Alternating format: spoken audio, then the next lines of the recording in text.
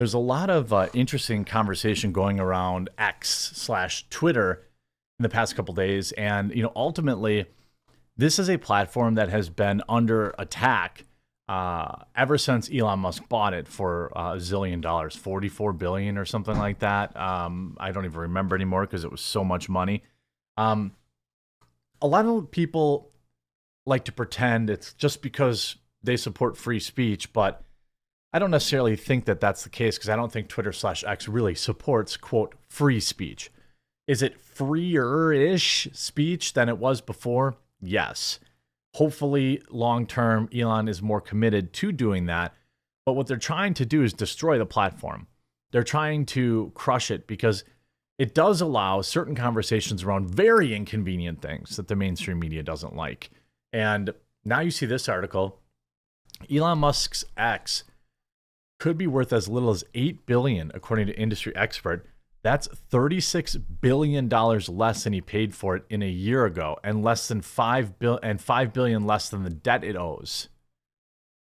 Social media platform X, formerly known as Twitter, could be worth some $36 billion less than what Elon Musk paid for it just a year ago, according to one, quote, rough estimate from a, quote, expert who's probably a leftist.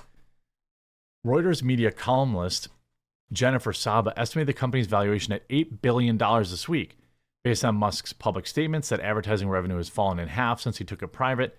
That's less than the $13 billion in debt that X currently owes creditors, and far less than the $44 billion Musk paid for it last October. X does not publish financial data, and Saba's estimate is based on estimated annual revenue of $2.5 billion. So they don't know anything, but they're going to run the headline because they want to destroy the platform. They want to negatively impact Twitter slash X. I don't think that Elon's long-term plan is to survive on advertising revenue. I think he knows he needs it in the short term to keep operational and keep running and all this kind of stuff.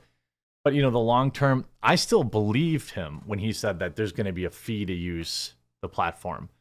I think his long-term solution is to convert as many people as possible into Twitter Blue or X Blue users or X Premium users or whatever they call it, to bring in content like Netflix and X exclusive content. I believe that's what they're trying to do. They're trying to partner with people. I just partnered with Paris Hilton.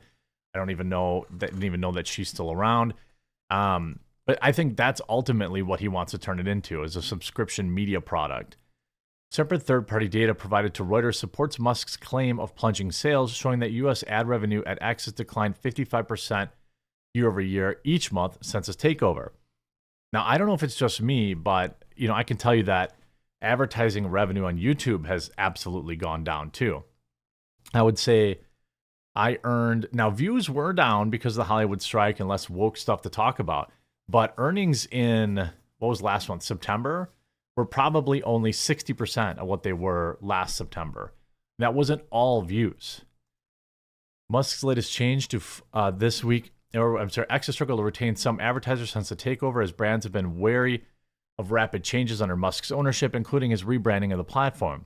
Musk's latest change this week infuriated some users after he removed the headlines from links to news articles. Linked articles now appear as an image and included text over the left-hand corner, noting the domain of the link.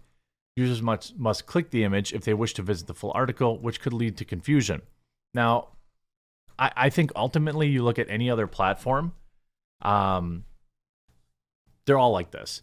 And to be quite frank, I'm totally blackpilled on linking anything off Twitter anymore. If you're a content creator, you write articles, or you do anything, the only thing you can do is post it directly to Twitter. I've started uploading my videos in their entirety the next day to Twitter, just because there's no point in linking back to my YouTube page because they just get suppressed.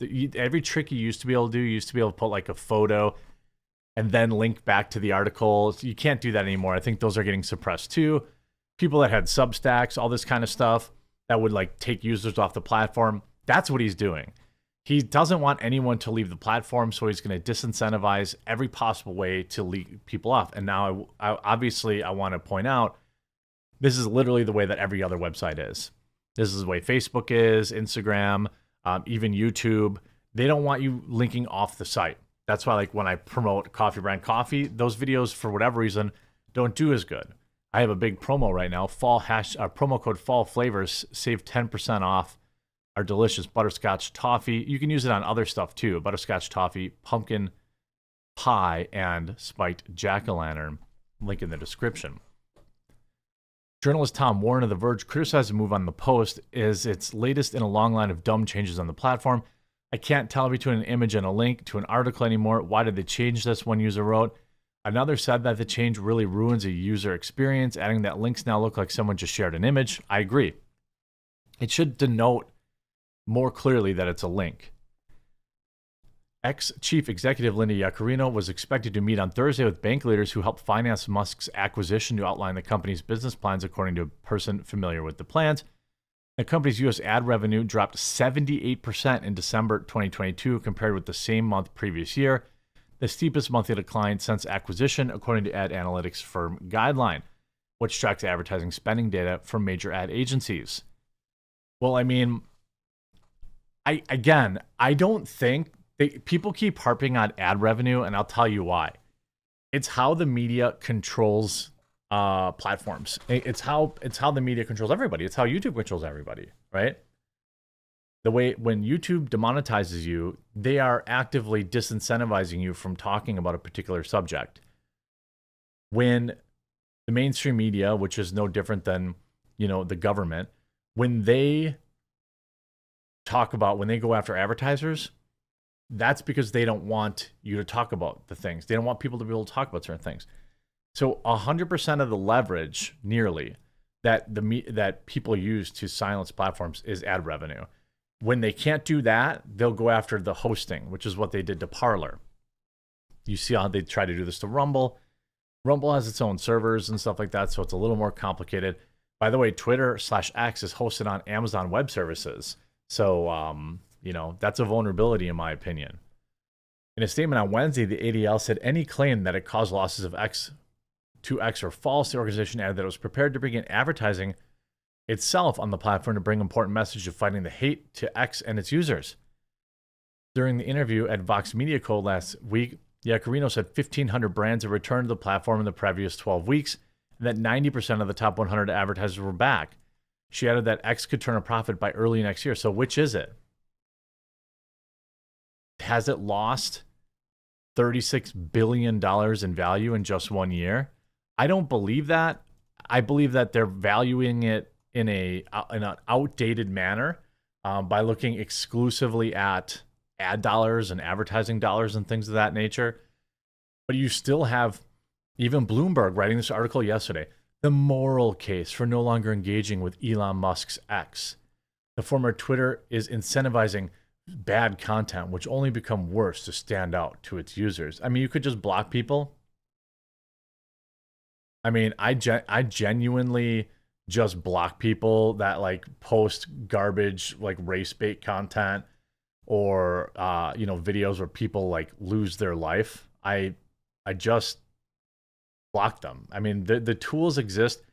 These hit pieces and things like that, they like to pretend that the tools don't exist to just get rid of it or block it yourself. You see a video, to talk a man, the incident happened in my neighborhood. Ryan Carson was waiting at a bus stop with his girlfriend just before 4. And I had to see the video. Why? Because the reason that the media hates that you can post these type of videos on YouTube or that, people are seeing this kind of stuff is because it flies directly in the face of the mainstream media narrative that everything is fine. Don't believe your lying eyes. This is the best economy in years. All this garbage. When you can see nonstop videos of the actual truth, I think that it creates a situation that the media really doesn't like. They really don't like that people can see, that they're lying to us. And that's why they write these articles. Oh, it's a moral case to stop using it. Meh. Now the SEC is suing Elon Musk to force his testimony in a Twitter takeover probe. They're still worried about that. I mean, and now, by the way, I read now that he says Elon Musk will hide reply, retweet, and like numbers. A lot of people are saying that he's trying to make it look like YouTube, which I suppose you might think that. So they just show views. But like the view on I get it long term because interaction numbers are far worse to sell to advertisers, but impression numbers are a lot spicier. So if something has 200 million impressions, which is what like all these media outlets like the Daily Wire is like, oh, what is a woman got 100 bazillion impressions? That's a bigger headline, you know, than it got 8 million views, which is still awesome. But impressions is a bigger number and it's a scarier number, and they can sell that number to advertisers. This is all I can see exactly where he's going with all of this. I think personally, I haven't liked any of the changes that he's done, but I'm also aware that there's nothing I can do about it, and that everyone's still going to stay on Twitter, and it's going to work because he's just going to make so many changes so fast that people are just, they're not going to have time to go somewhere else. They're not going to have time to complain about it. I think he knows exactly what he's doing. I suspect they're going to go back public at some point, but we'll have to wait and see, I suppose. If you enjoyed this video, please do subscribe down below, and we'll talk to you again real soon.